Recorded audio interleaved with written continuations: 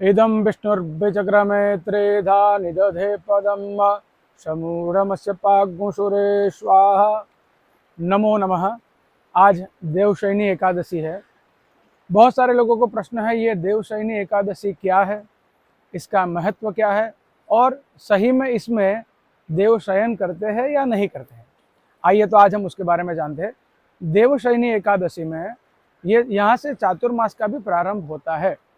देवशयनी एकादशी के समय भगवान कभी शयन नहीं करते, परंतु योग निद्रा में साधना में चले जाते हैं और वो योग निद्रा में साधना में जाने की वजह से उसको देवशयनी एकादशी कहते हैं।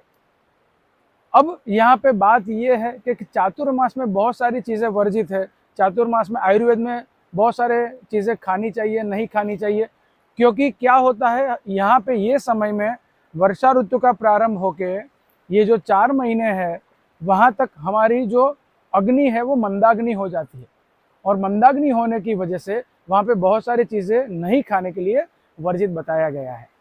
और ये चातुर्मास में हमारे ऋषि मुनि, हमारे संत महंत है, ये लोग एक ही जगह रुक जाते हैं, क्योंकि पहले भी अतिवृष्टि होती थी, माने जिसको हम फ्लड कहते हैं, वो पहले भी बाढ़ आती थी और हमारे संत महंत, हमारे महात्मा हर जगह चरई हुई थी माने घूमते रहते थे ज्ञान के लिए, भिक्षा के लिए।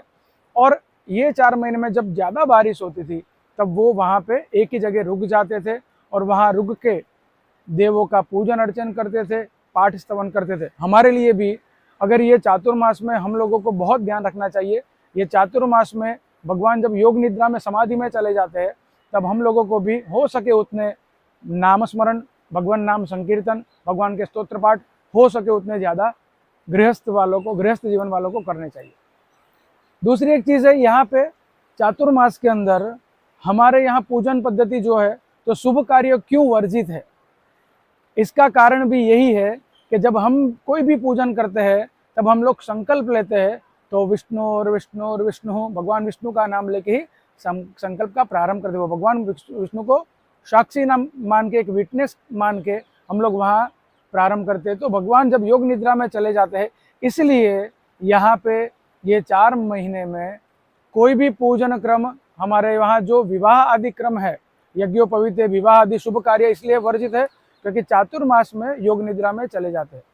तो इसलिए बाकी और आप कितना भी भगवान नाम संकीर्तन करें, भगवान नाम स्तोत्र पाठ पठन करें, यहाँ पे चातुर्मास में उसका बहुत अच्छा फल मिलता है।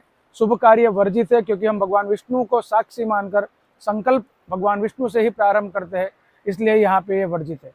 और भी अगर चातुर्मास के बारे में आपको कोई प्रश्न है, आयुर्वेद में बहुत सारी चीज़ें बताई है चातुर्मास के बारे में, ऋतु संधि के बारे में, और ऋतु में कौन से ऋतु में कौन सा भोजन करना चाहिए, कौन सा नहीं करना चाहिए, दीप्ताग्नि, मंदाग्नि जैसी अग्नि होगी शरीर की, वैसे वहाँ पे वर्णन बताया है।